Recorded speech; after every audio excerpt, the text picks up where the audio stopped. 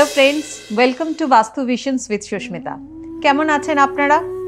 বাস্তু ভিশনস সুস্মিতার এই এপিসোডগুলো কেমন লাগছে কমেন্টস করে আমাকে অবশ্যই জানান। আমি চেষ্টা করছি আমার এই এপিসোডগুলোতে আপনাদেরকে আপনাদেরই সম্পর্কে কিছু বলবার জন্য। ওই জন্য জোডিয়াক সাইন নিয়ে অনেকগুলো এপিসোড আপনাদের জন্য দিয়েছি। নিশ্চয়ই ফলো করেছেন। ফলো না করলে কিন্তু অবশ্যই এখনই এই চ্যানেলটাকে অর্থাৎ বাস্তু ভিশনস উইথ সুস্মিতার এই চ্যানেলটাকে সাবস্ক্রাইব করুন, বেল আইকনটাকে প্রেস করুন, প্রতিদিন নোটিফিকেশন পান নতুন নতুন ভিডিওর জন্য। যাই হোক, এবার শুরু করি আজকের কি টপিক। আপনাদের এই অনুরোধে আপনারা ক্রিস্টাল নিয়ে খুব উৎসুক জানবার জন্য। তো ক্রিস্টাল নিয়ে আমি অনেকগুলো এপিসোড আগেও আপনাদেরকে বলেছি, আজকেও কিন্তু একটু বলবো, তবে একটু অন্য রকম ভাবে। কি রকম? যেমন ধরুন, কারোর হয়তো ভীষণভাবে নজর লাগার প্রবণতা থাকে। টুকটাক, ঈর্ষা, নজর লাগা, ব্ল্যাক ম্যাজিক, এগুলো নিয়ে আমরা শিক্ষিত মানুষেরাও কিন্তু ভীষণ চিন্তায় পড়ে যাই। একদম খুব মনের কথা, সত্যি কথা, আপনাদেরই মনের কথা, কিন্তু হয়তো মুখে প্রকাশ করতে পারছেন না, বাট মনের মধ্যে এটা চলছে যে আগে তো এরকম ছিল না, হঠাৎ করে যেন কারোর একটা কুদৃষ্টি পড়ে গেল, কুনজর পড়ে গেল। দেখুন, অনেকগুলো রাশি এবং অনেকগুলো লগ্ন এরকম রয়েছে যাদের এই প্রবণতাটা অনেক বেশি থাকে।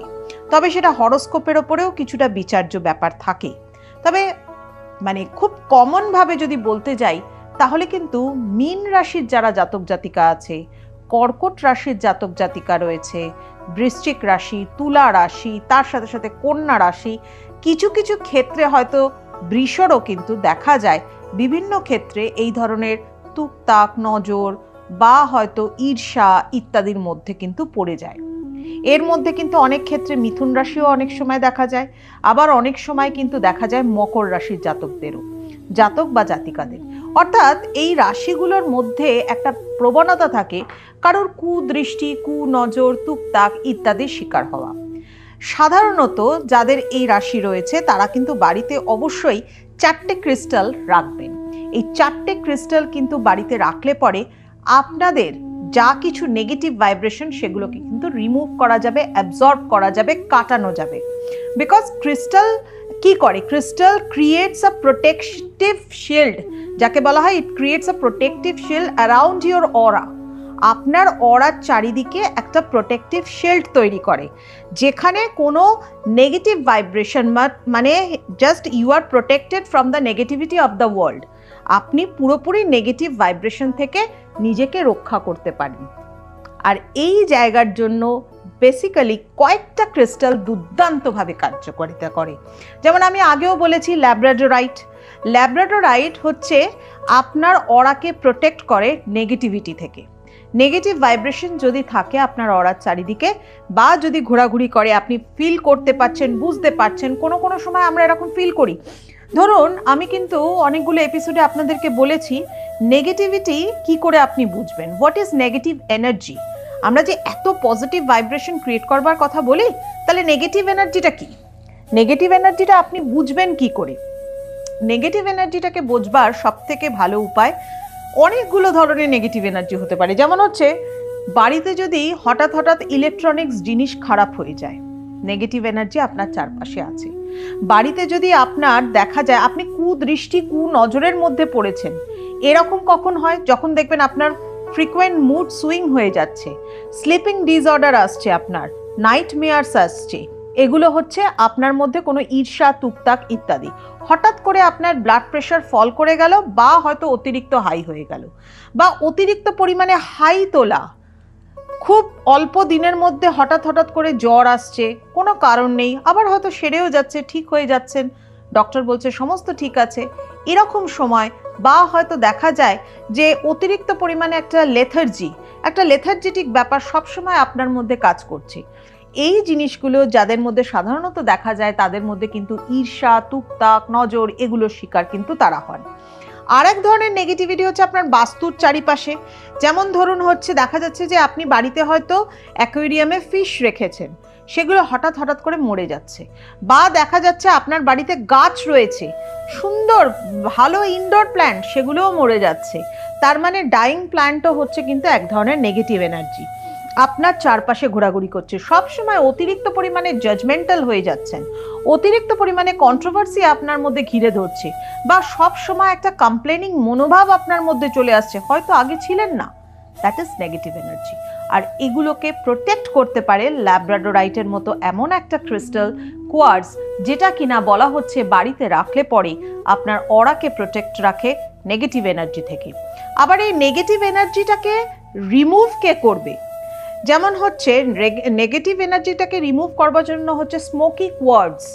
স্মোকি কোয়ার্টজ যদি আপনি বাড়িতে রাখতে পারেন, সেই কোয়ার্টজ কিন্তু আপনার চারপাশের নেগেটিভ এনার্জিকে রিমুভ করতে পারে।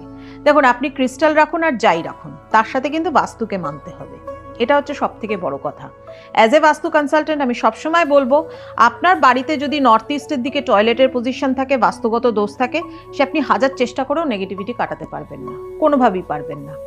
নর্থ ইস্টের সম্পর্কে যদি জানতে চান, আমার এপিসোডগুলো ফলো করতে থাকুন, ওর মধ্যে আমি নর্থ ইস্ট নিয়ে আবার বলবো এবং এলাবোরেটলি বলবো। যাই হোক, আবার কোয়ার্টজে ফিরে আসি। স্মোকি কোয়ার্টজ আপনাকে একটা কি দিল? আপনার চারপাশ থেকে নেগেটিভ ভাইব্রেশনটাকে রিমুভ করে দিল। আরেক ধরনের কোয়ার্টজ আপনি বাড়িতে রাখতে পারেন, সেটা হচ্ছে ব্ল্যাক অবসিডিয়ান। ব্ল্যাক অবসিডিয়ান দারুণভাবে নেগেটিভ ভাইব্রেশনকে অ্যাবজর্ব করতে পারে, দুর্দান্তভাবে নেগেটিভ ভাইব্রেশনকে অ্যাবজর্ব করতে পারে, যে অ্যাবজর্বের মাধ্যমে আপনার চারপাশটা অনেক বেশি পজিটিভ ভাইব্রেশন ক্রিয়েট হয় এবং একটা ব্যালেন্সিং কন্ডিশন তৈরি হয়, যেখানে কিন্তু মানসিক স্ট্রেস, অতিরিক্ত অ্যাংজাইটি এগুলোও কিন্তু কেটে যায়, যেগুলো অতিরিক্ত পরিমাণে নেগেটিভ ভাইব্রেশনের একটা প্রভাব, যার কারণে হয়তো দেখা যাচ্ছে আপনি বলতে পারছেন না আপনার অ্যাংজাইটি মানে কি প্রবলেমটা হচ্ছে, আপনি মুখ ফুটে বলতে পারছেন না, কোনো কিছু পাওয়ার আশা আপনাকে কুড়ে কুড়ে খাচ্ছে, যেটা আপনার সামনে আছে আপনি পাচ্ছেন না, আপনি মনে করছেন যে ওটা আমার দরকার আছে বা আপনি ডিজার্ভ করেন সেটা পাওয়ার জন্য, বাট সেটা আপনার পাওয়ার কোনো চান্সই নেই, বা হয়তো এমন কিছু কথা যেটা হয়তো আপনার প্রবলেমই নয়, অথচ সেই প্রবলেম আপনাকে ঘিরে ধরেছে, আপনার ভেতরে দানা বেঁধে রয়েছে, কোনো কিছু পাওয়ার আশাকেও আপনাকে পূরণ করতে দিচ্ছে না, জীবনের অ্যাচিভমেন্ট বা গোলে আপনাকে পৌঁছতে দিচ্ছে না, ভেতরে চলছে সমুদ্রের মতো উথাল পাথাল, কিন্তু সেটা আপনি প্রকাশ করতে পারছেন না। That is your anxiety. সেই অ্যাংজাইটি, সেই কি হবে মনোভাব থেকেও কিন্তু আপনি বেরোতে পারেন যদি আপনি বাড়িতে এই রকম ধরনের ব্ল্যাক অবসিডিয়ানকে কিন্তু রাখতে পারেন। আরেকটা ধরনের কোয়ার্টজ আছে, সেটা হচ্ছে ব্ল্যাক টরমালাইন। এটা কিন্তু ইমোশনাল হিলিংটাকে দুর্দান্তভাবে মেনটেন করে। আমাদের ভেতরে যে এই যে ডিপ্রেশন আসে, স্ট্রেস আসে, কারণ আমাদের তো আজকের দিনে আমাদের কম্পিটিটিভ যুগ, আমাদেরকে প্রতিদিনের জীবনে ডেইলি লাইফে কম্পিটিশনের মধ্যে দিয়ে চলতে হয়। তো সেই কম্পিটিশনকে ওভারকাম করবার জন্য, জিতবার জন্য অবশ্যই যে জিনিসটা আসে আমাদের মধ্যে, সেটা হচ্ছে স্ট্রেস নামক শব্দটি। আর এই স্ট্রেস নামক শব্দটিকে কাটাবার জন্য ব্ল্যাক টরমালাইন কিন্তু দুর্দান্তভাবে কার্যকারিতা দেয়। ব্ল্যাক টরমালাইন বাড়িতে রাখলে পরে কি হয়? ইমোশনাল হিলিং হয়। আপনার রুট চক্রা, যেটা হচ্ছে আপনার মূলাধার চক্রা, সেই চক্রার স্টেবিলিটি অনেক বাড়ে। অর্থাৎ আপনার মধ্যে যে ফিয়ারনেস ছিল, ভয় ছিল, অ্যাংজাইটি ছিল, সেটা কিন্তু অনেকভাবে কেটে যায়। যারা স্টুডেন্ট তারাও কিন্তু তাদের ঘরের মধ্যে, তাদের বাবা মায়েরাও কিন্তু এটা রাখতে পারেন। এটা কিন্তু দারুণভাবে কার্যকারিতা দেয়।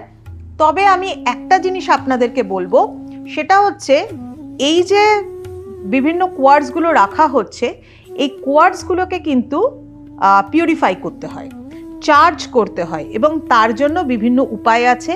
তবে এটা তো আজকের এই এপিসোডটাতে বলা সম্ভব নয়, এর জন্য কিন্তু আবার আপনাদেরকে আরও এপিসোডগুলো ফলো করতে হবে। অলরেডি আমার এই সম্পর্কে এপিসোড আছে প্রচুর। আমি বলেছি ক্রিস্টাল কিভাবে এনার্জাইজড করে, ক্রিস্টাল কি করে পিউরিফাই করে, কি করে এটাকে চার্জ করতে হয়, মুন ওয়াটারের মাধ্যমে, মাটিতে বারিড করে, বিভিন্ন রকম উপায় আছে। তো সেগুলো আপনারা এপিসোডগুলো ফলো করুন, জানতে পারবেন আরও। তো যারা এই ধরনের সমস্যার মধ্যে আছেন তারা কিন্তু এই সমস্যাগুলো থেকে ইজিলি বেরোতে পারেন। যাওয়ার আগে একটা ছোট্ট করে টোটকা বলে যাই, সেটা হচ্ছে যাদের হঠাৎ বাচ্চাদের ভীষণভাবে নজর লেগে যায়, কালো কার তো বাবা মায়েরা পরিয়েই থাকেন, কোমরে পরান কি গলায় পরান কি হাতে পরান, পরিয়েই দেন। কালো কার হয়তো অনেকে পায়েও পরিয়ে দেন।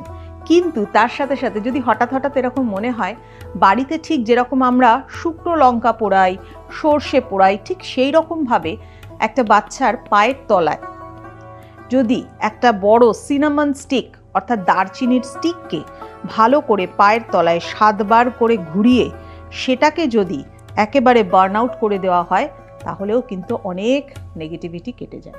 অনেক কিছু বললাম, ভালো লাগলে অবশ্যই কমেন্টস করবেন, কি জানতে চাইছেন জানাবেন। আমি চেষ্টা করব আমার আগামী এপিসোডগুলোতে এগুলো সম্পর্কে বলবার। আজ এই পর্যন্তই। যদি ভালো লাগে তাহলে কিন্তু চ্যানেলটাকে অবশ্যই সাবস্ক্রাইব করবেন আর প্রত্যেক দিন নোটিফিকেশন পাবেন নতুন নতুন ভিডিও। আজ এই পর্যন্তই, আসি তাহলে, বাই।